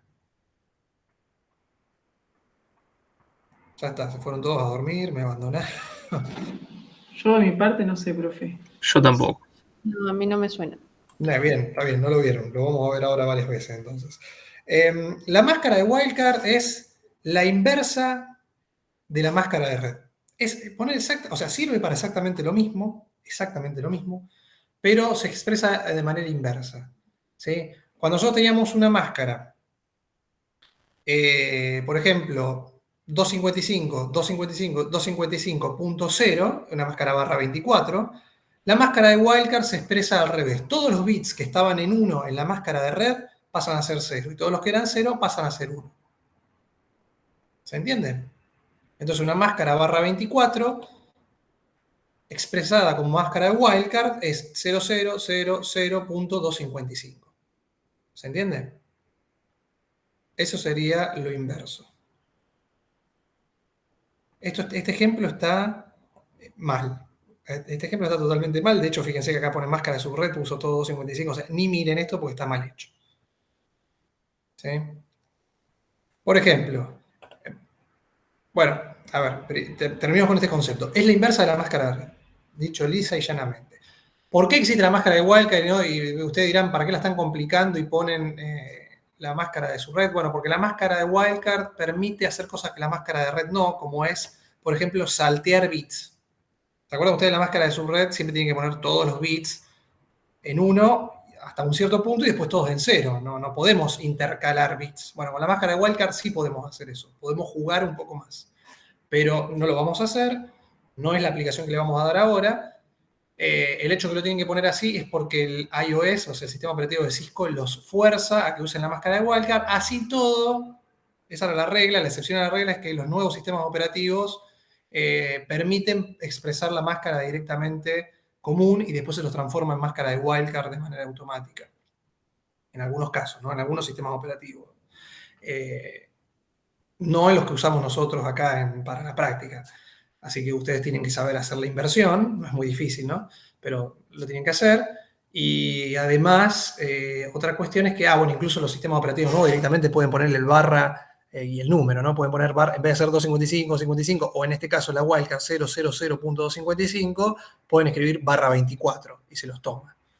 Pero bueno, eso ya en los sistemas más modernos. Y en algunos protocolos, en otros no. No estoy seguro si en OSPF se puede, pero en otros protocolos de enrutamiento y en otras configuraciones de los equipos sí les deja meter el barra, los prefijos como barra y el número, ¿no? En esa forma, en longitud de prefijo, no con máscara. Bien, volviendo al comando network, lo de la wildcard fue un paréntesis. Tenemos que entonces expresar el comando network, la red, su máscara con máscara de wildcard y el área a la que pertenece esa red. ¿Sí? Entonces, ¿qué pasa a partir de que nosotros ponemos una red en OSPF? Pasan dos cosas muy importantes. Primero, como les dije antes hace un rato y que les dije que lo iban a entender mejor en la config, lo primero que hace el OSPF es buscar todas las interfaces del equipo que estén activas, obviamente, y que pertenezcan a esa red. ¿Sí? Si hay una red, una interfase que tenga alguna IP que pertenece a alguna de estas redes que declaramos con el comando network, automáticamente sobre esa interfase se van a empezar a publicar mensajes de hello. O sea, va a empezar a participar esa interfase en el proceso de OSPF. ¿Se entiende? Hasta este punto, hasta el punto que nosotros no declaramos ningún network, el proceso OSPF está dentro del router, pero no hace nada. El router no está mandando ningún hello, no habla con nadie, no forma yacencias. ¿Por qué? Porque no le metimos ninguna red, por ende, ninguna interfase a que empiece a participar en ese proceso de OSPF. Decirle, che, sobre estas interfaces empezá a hablar OSPF. Y eso se logra con este comando. Eso es una de las cosas que pasa, la primera. ¿Sí? Busca las interfaces y las hace dialogar OSPF, empieza a mandar y a recibir mensajes por ahí. Lo otro que hace es que esa red, justamente, la publica con los vecinos OSPF, o sea, sobre las interfaces que empezaron a participar y forman adyacencias, empieza a avisarle a los vecinos que tiene conectada directamente estas redes. ¿Se entiende? Y eso es lo principal, o eso es la función que tiene este comando network, que no es ni más ni menos que la función principal. Sin este comando no funciona OSPF, no hace nada. ¿Se entiende? Por ejemplo, vamos al caso de la configuración. Acá, router OSPF 10. Acá no le configuró ningún router ID, con lo cual, en realidad yo lo hizo antes, porque estamos en R1, así que el ID quedó como 1111. Y acá empezamos a configurar network 10.10.1.0 con la wildcard 0.0.0.255. ¿Esto qué significa traducido? Barra 24, ¿no? Porque tengo los últimos, todos los bits en 0 serían los bits, digamos, que no tenemos en cuenta, los que tenemos en cuenta, perdón, los que están en 1, el 255 son los que descartamos. Entonces, barra 24. En el área 0. Nosotros siempre vamos a hacer configuraciones con área 0 porque no estamos usando área múltiple, dijimos. Después publica la red 10.1.1.4, wildcard 0003. 003 significa los últimos 2 bits, ¿sí? Porque el 3 en decimal, en binario son los últimos 2 bits. O sea que esto es un barra, ¿cuánto? 30. Barra 30. Exactamente. Es una red barra 30, igual que la de abajo, la 10.1.1.12 barra 30. Si nosotros nos volvemos al diagrama original, uy, esto con la transición me va a volver loco, espero que le saco las transiciones, porque si no...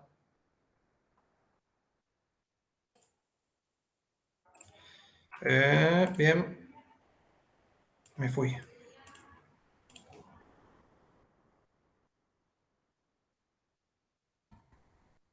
Vamos acá. Volvemos al diagrama de la red que estábamos usando de ejemplo. Fíjense, estamos en el router 1.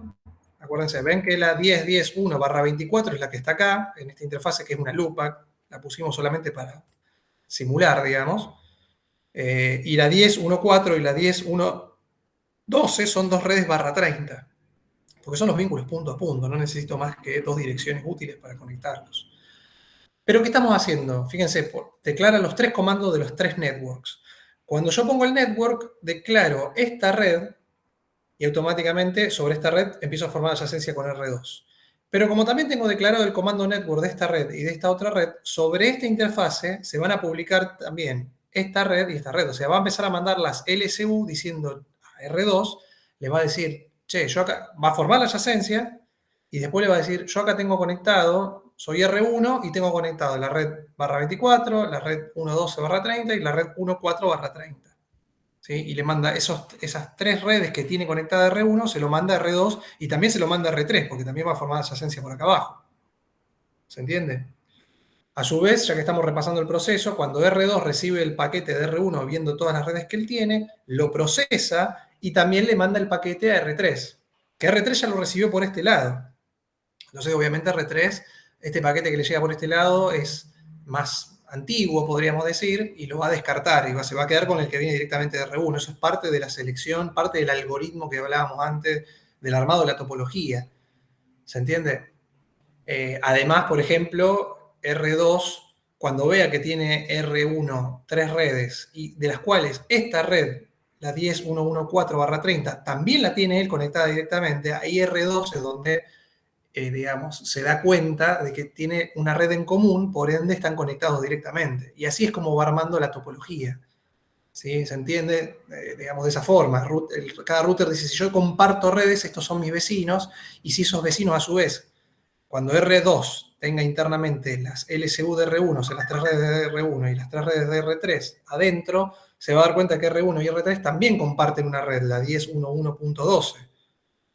Bien, entonces ahí es cuando también machea que R1 y R3 están conectados. Y entonces de esa forma R2 va armando el mapa de toda la topología. Y lo mismo hace R1 y lo mismo hace R3 y todos los N routers que hay acá dentro de esta área. Y así es finalmente como después calculan los caminos. Pero fíjense que cada uno lo hace por separado. Porque justamente tienen un protocolo de estado de enlace. Cada uno anuncia sus propios enlaces conectados. Pero quedó claro esto de cómo es que el network cumple una doble funcionalidad. Una es habilitar sobre esas interfaces el protocolo OSPF y la otra es empezar a anunciar esta red a todas las interfaces donde esté OSPF andando.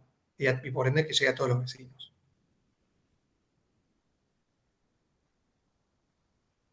Acá está la aclaración que yo les decía de que convierte la máscara en máscara de wildcard, pero ustedes tienen que saber hacer las dos cosas. Bien, ustedes dirán, si la máscara de wildcard, o sea, si yo lo que quiero lograr es que esta red me abarque, ¿sí?, una interfaz específica, ¿sí?, yo podría poner, por ejemplo, lo que se hace acá. Podemos habilitarlo poniendo el comando network, ¿sí?, con las redes y después con una máscara de wildcard de todos ceros, que es lo mismo que poner una máscara de subred 255, 256, o sea, 1/32. ¿Sí? ¿Se entiende eso? Entonces, ahí también vamos a estar anunciando la red, digamos, de la misma forma, porque estamos anunciando una red /32. Lo que pasa es que hay dos problemas con eso. Estamos anunciando una red mucho más específica de lo que es, ¿sí?, no con la máscara original. Ese en realidad es el problema, ¿no? Por ejemplo, esta red, la .1.14, al anunciarla de esta manera, no la estamos anunciando como una /24, y las otras no estamos anunciando como una /32. ¿Sí? Entonces, lo que tienen que hacer ustedes en la práctica es anunciarla con la máscara de red o con la máscara de wildcard que corresponde. Esto, digamos, es como la manera del vago de hacerlo. Así, bueno, funciona OSPF, esas redes llegan, se anuncian y listo. Pero no sería la manera más adecuada. Otra tercera manera, digamos, de anunciarlo es directamente, no con el comando. Esto en realidad es la forma. Esto que les voy a mostrar ahora vino con las nuevas versiones del iOS. Antes, las primeras versiones de OSPF, no de OSPF, las primeras versiones del sistema operativo de Cisco no dejaban hacer esto. Ahora sí, esto es similar a lo que pasa con OSPF versión 3. Esta es la única manera de publicar o de hacer funcionar OSPF son las interfaces en el caso de OSPF versión 3. Esto es como una adaptación de OSPF versión 1. De OSPF versión 2.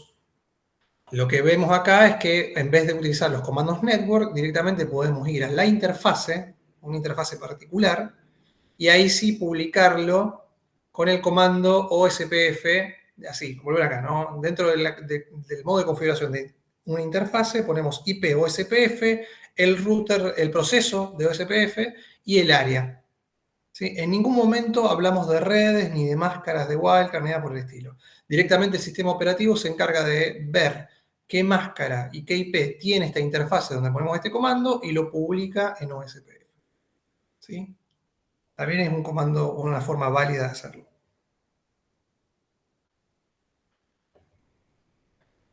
A ver, ¿qué hora tenemos? Profe, este de OSP se configura por interfaz. Sí, obviamente. Al no estar hablando de redes, tenés que ir interfaz por interfaz, las interfaces que a vos te interesan que participen en OSPF, y lo pones de esa manera. Y este segundo método que usted mencionó, ¿se puede usar un rango ahí que yo quiera y me evito tener que estar eligiendo IPs y redes y todo eso? ¿De esta forma? Interface, antes de poner Gigabit Ethernet, pongo rango de la 1 a la 10, que son las interfaces que a mí me interesan. Con un interface range.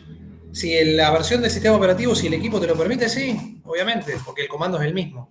Ingreso Sí, vos lo podés poner con un interface range. y con esos dos comandos ya está. Claro, exactamente. Si es que Claro, el iOS te lo permite, el equipo porque hay equipos, hay versiones de sistema operativo y hay versiones de hardware que el comando interface range no te lo deja usar. Si no te deja, te tira un cartel, comando no válido. Exactamente. Listo. Pero si lo lográs hacer, sí, este comando es válido porque fíjate que es idéntico en todas las interfaces. Tal cual.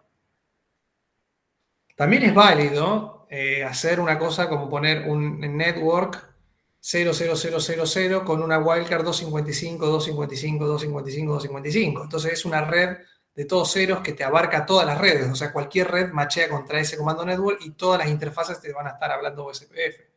También es válido hacer eso.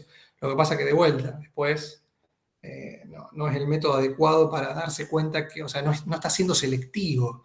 Publicás todo, entonces no tenés control del proceso de OSPF de esa manera. Por eso no es una forma tan prolija, si bien es muy sencillo, porque con un solo comando metes todas las interfaces del router, no es la manera por la que se que se piensa o que configura o es la mejor práctica de configuración de OSPF. ¿Se entiende? Bien.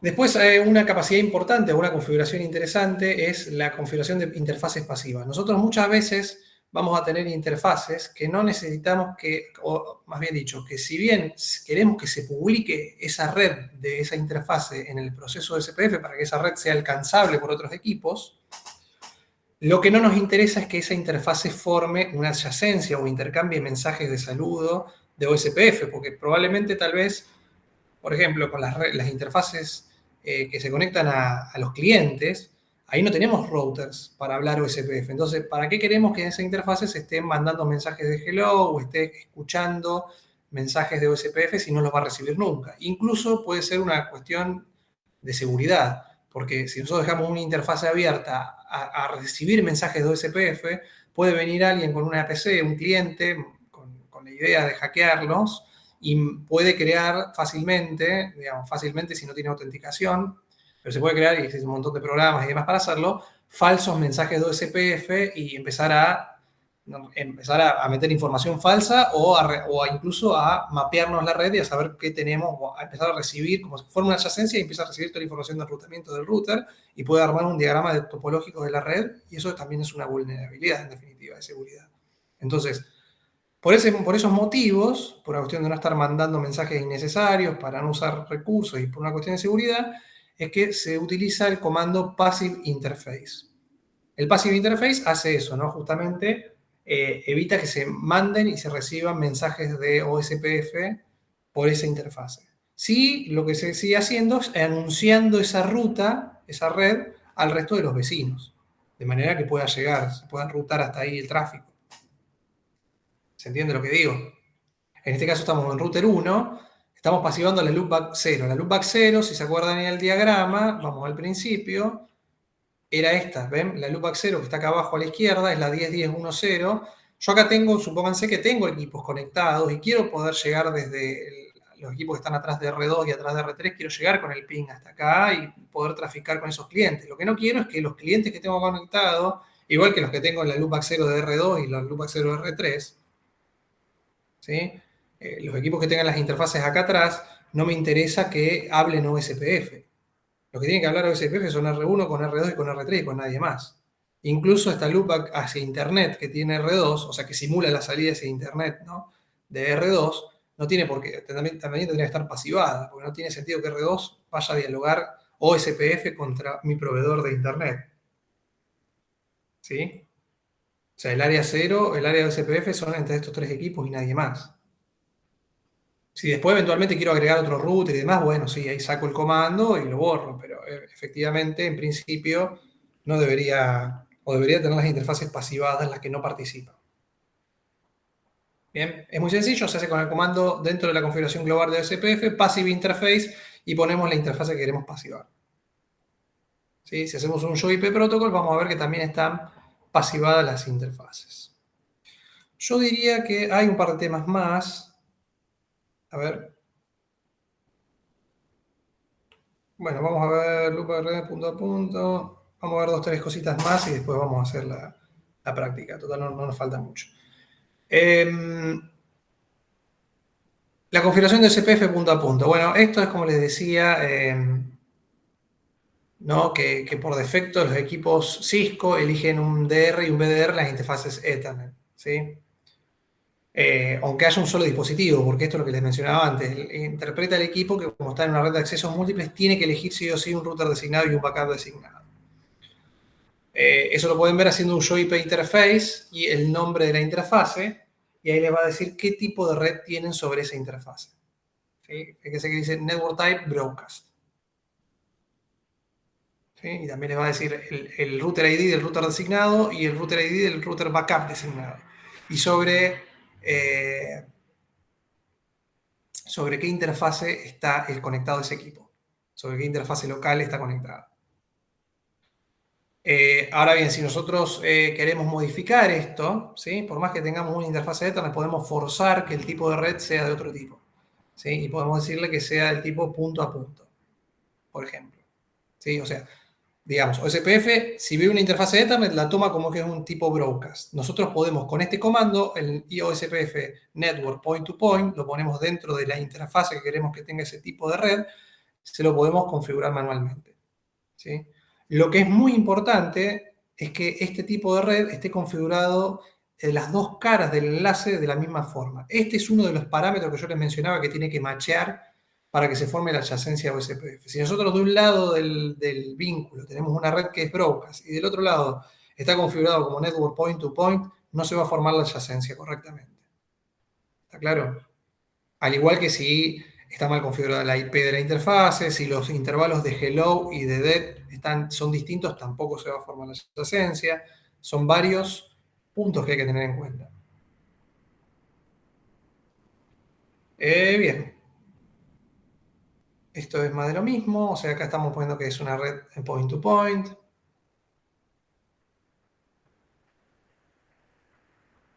Bien.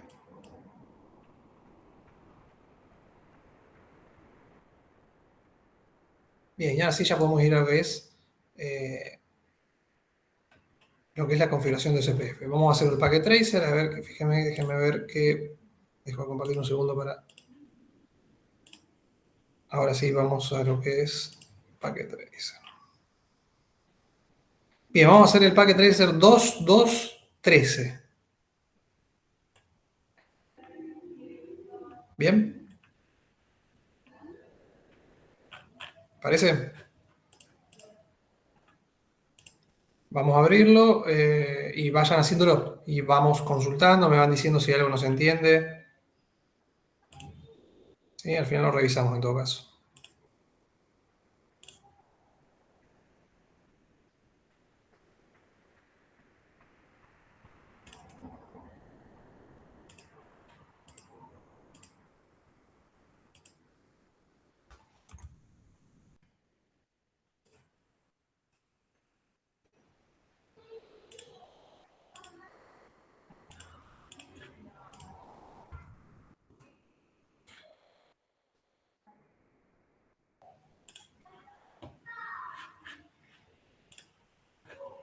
Pide configurar el router ID en cada equipo, configurar, ¿no?, los comandos network para publicar las redes en SPF y pasivar las interfaces.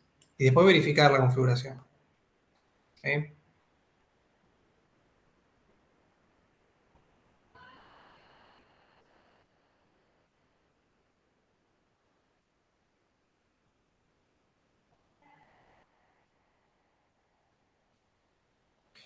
Fíjense que en cada uno de los puntos van a configurar lo mismo, pero con distintos métodos, con los tres métodos que vimos, ¿no? Con la máscara wildcard correspondiente, o sea, para los comandos network me refiero.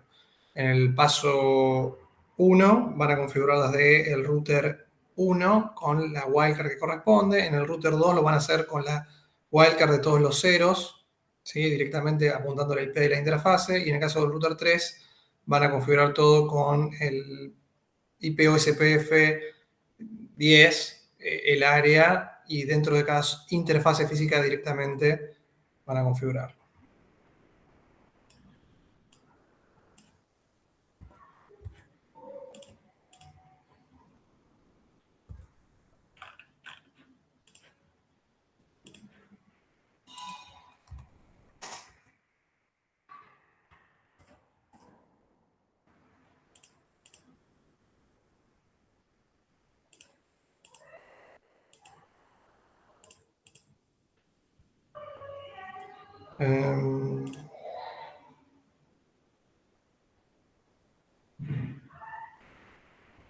Bien.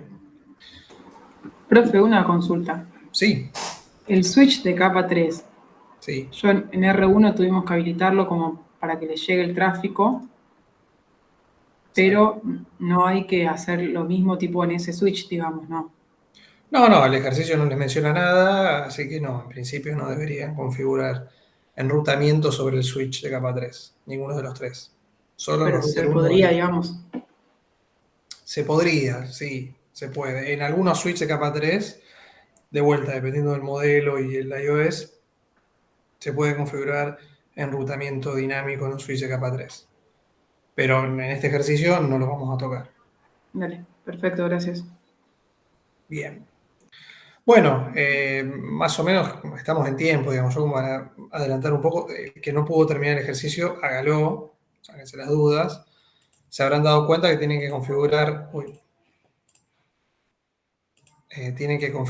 digamos, sobre cada equipo las tres formas distintas, sobre R1, sobre R2 y sobre R3, configurar la publicación de redes. No lo voy a hacer, es lo que tienen ahí, digamos, yo ya lo hice, pero si no se los voy a mostrar. Se hacen un show run.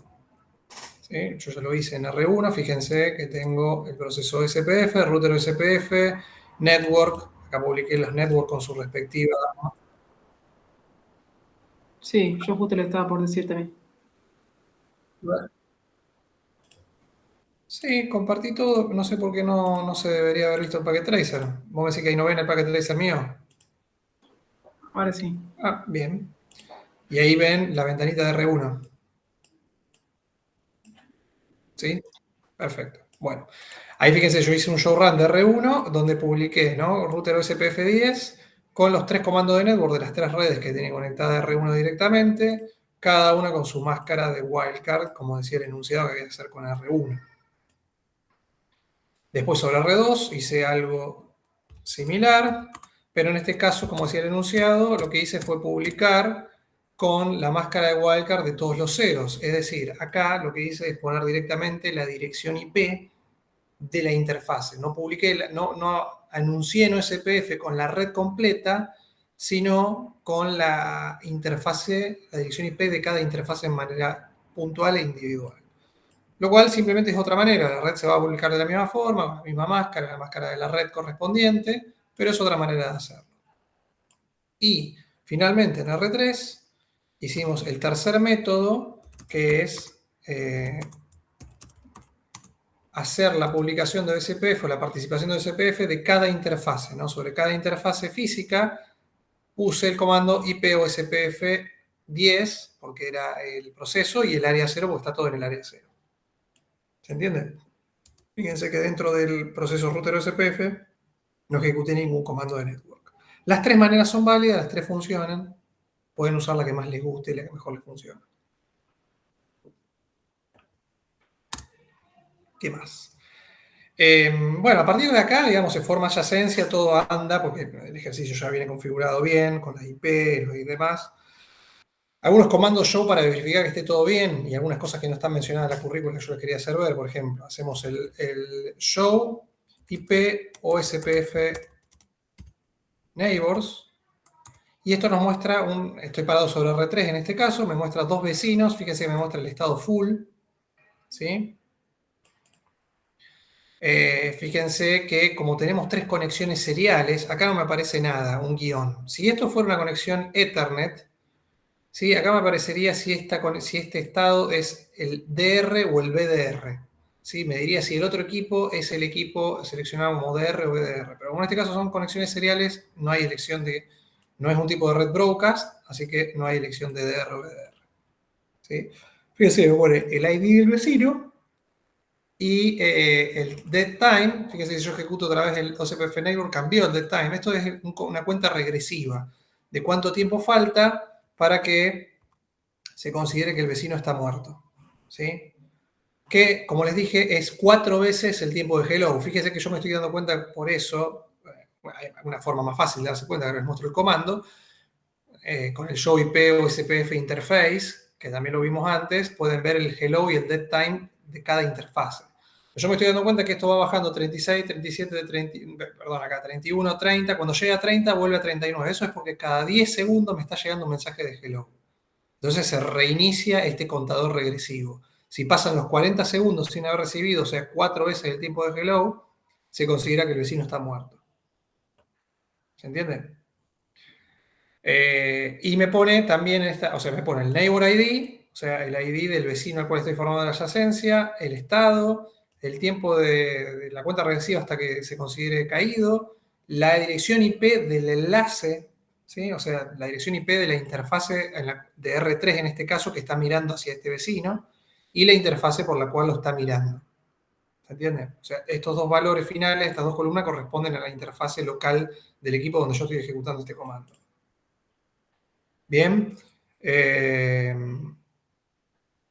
más? El show IP, OSPF, interface. Supónganse que yo quiero ver la serial 010, que es la que mira hacia el router 2. Una aclaración, acá van a ver algo que les quedó distinto que a mí, porque yo no hice el ejercicio completo a propósito. Fíjense que el router ID del router 2 y del router 1 está mal, no es el 111 y el 222 como hicieron ustedes, es el 192, 178, 10 y 21. ¿Por qué pasó eso?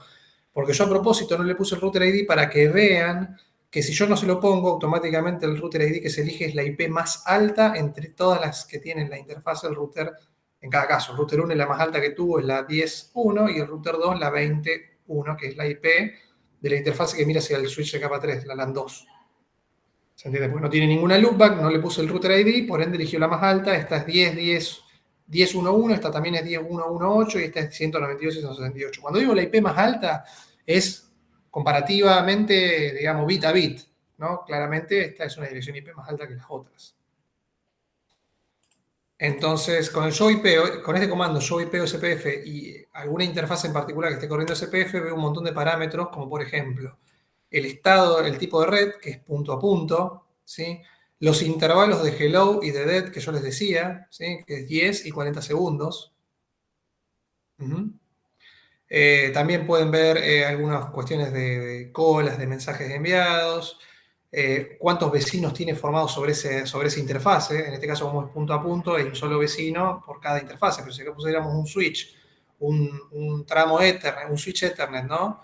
Y conectamos otros routers y elegimos un DR, un BDR, etcétera, vamos a ver que tenemos varios vecinos. En principio, sobre el DR y sobre el BDR vamos a ver varios vecinos. Sabe que si nos paramos sobre otro de los equipos que no son DR ni BDR, que se llaman DODER, vamos a ver que tenemos dos adyacencias nada más, con el DR y con el BDR. Y te dice que es adyacente con el ID del vecino en particular. ¿Ven? Y el área a la que pertenece también, y el router ID en particular que estamos parados. O sea, tenemos un montón de información. Acá hay una cosa que la currícula no lo menciona, o yo no me acuerdo si lo menciona porque pasé rápido, pero es cómo calcula algo muy importante, pero no se profundiza en esta versión de la currícula, cosa que de vuelta podría ser interesante hablarlo, es el tema de cómo OSPF, que yo no lo dije, cómo calcula OSPF la mejor ruta. ¿Sí? O sea, ¿cuál es la métrica de OSPF? ¿Cómo hace OSPF para decir, bueno, el mejor camino para una ruta es por acá y no por este camino más largo? Bueno, OSPF tiene una métrica de costos, ¿sí? En base al costo. Por eso acá te dice la interfase tiene un costo de 64, por ejemplo. Ahora bien, ¿qué es el costo? Bueno, el costo es un valor que está relacionado al ancho de banda de la interfase. Así de sencillo. El ancho de banda de la interfase, aclaro, no es el ancho de banda real de la interfase. ¿Está bien? El ancho de banda de la interfase es, vamos a hacer un show interface de la serie del 010, perdón. Puse mal. El ancho de banda es el bandwidth, es esto que ven acá. ¿Sí? Y el bandwidth es, como les digo, un valor, es una etiqueta que se pone. O sea, todos los tipos de interfase vienen con un ancho de banda por defecto, por el sistema operativo que se nos coloca por defecto, pero nosotros ese bandwidth lo podemos configurar fácilmente, se lo podemos cambiar. ¿Sí? Podemos poner interface serial 010 y ponemos bandwidth, por ejemplo, y acá dijimos que era 1544, yo le puedo poner un bandwidth, sí, 500. ¿Sí? Si yo ahora salgo y vuelvo a hacer un show interface, van a ver que el bandwidth ahora me cambió a 500. Y lo que es más raro, lo que es totalmente lógico, es que cuando yo hago un show IPF o SPF interface, ¿sí? Fíjense que ahora el costo me pasó a 200 en lugar de 64. ¿Sí? Cambió el costo, porque el costo está relacionado con el ancho de banda. ¿Cómo está relacionado? Muy sencillo, es el ancho de banda dividido el ancho de banda de referencia. ¿Sí? Un ancho de banda de referencia es un valor que por defecto en OSPF es 100 megabits por segundo. Es una velocidad de referencia en el cual todos los pares se puede cambiar, ese ancho de banda de referencia.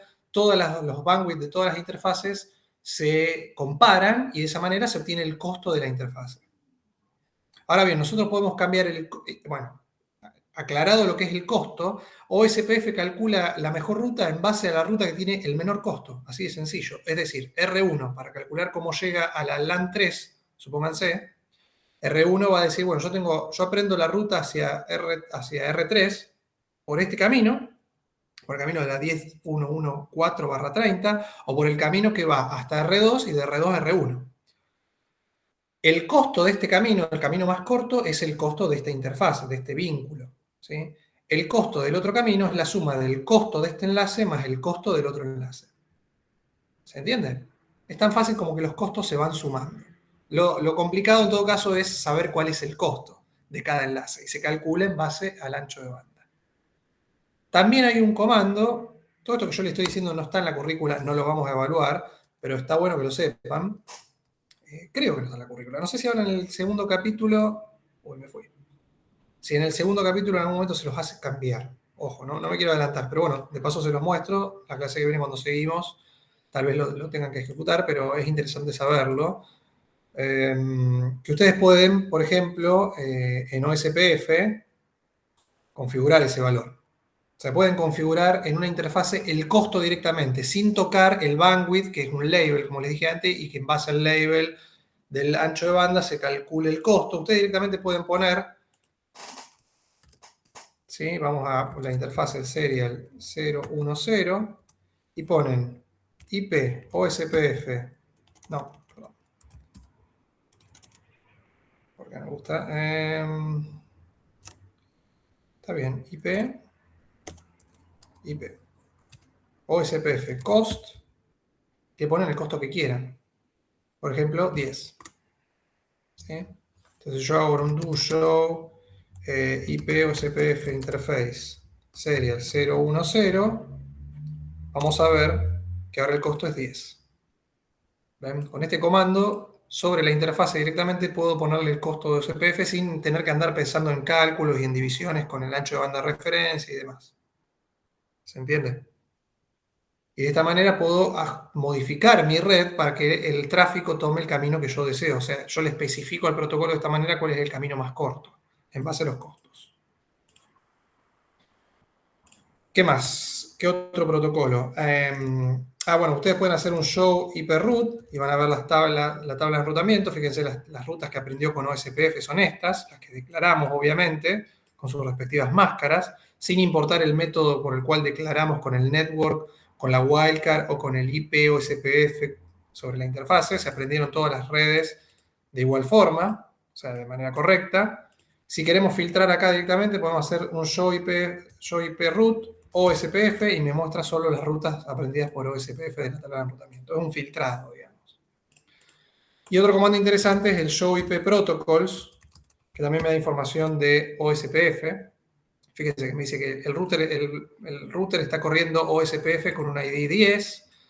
El router ID de este equipo es el 333, porque estoy en el router 3.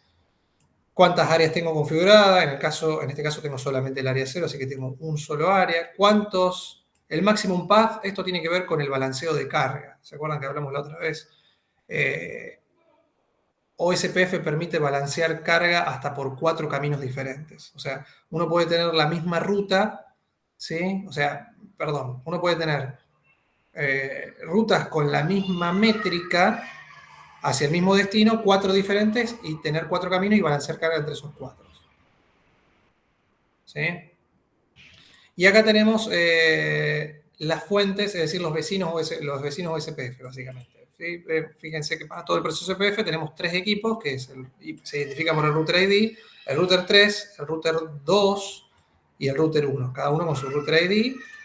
Esto es la distancia administrativa de OSPF, ¿sí? Que por defecto es 110, también se podría modificar. Nosotros no vamos a tocar ese tipo de parámetros. Y hace cuánto tiempo recibió el último acknowledge, ¿está bien? La última actualización. Bien, creo que con eso más o menos barrimos todo lo que vimos en la clase de hoy. La clase que viene van a seguir viendo OSPF, van a ver algunas cuestiones más de configuración y van a hacer algunos packet tracer adicionales. ¿Sí? Con esto hoy ya cerraríamos. No sé si tienen alguna duda.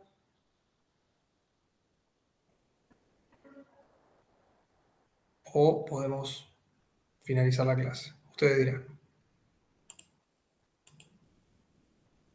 Por ahora no, profe. Bueno, perfecto. Listo. Para hoy no tienen que hacer ninguna tarea. La clase que viene van a tener que leer. Si ya lo quieren hacer, no para la clase que viene van a seguir viendo CPF. Para la otra clase tienen que leer el capítulo 3. ¿Sí? Pero bueno, se los adelanto por si ya lo quieren ir leyendo. Tienen el cronograma ustedes a mano, ya se los pasamos, así que ahí dice que tienen que leer el capítulo 3. Así que bueno, chicos, si no hay ninguna duda, nos vemos la clase que viene y seguimos con este tema. Chao, hasta luego. Gracias, profe. Nos vemos. Hasta luego. Hasta Chao. luego.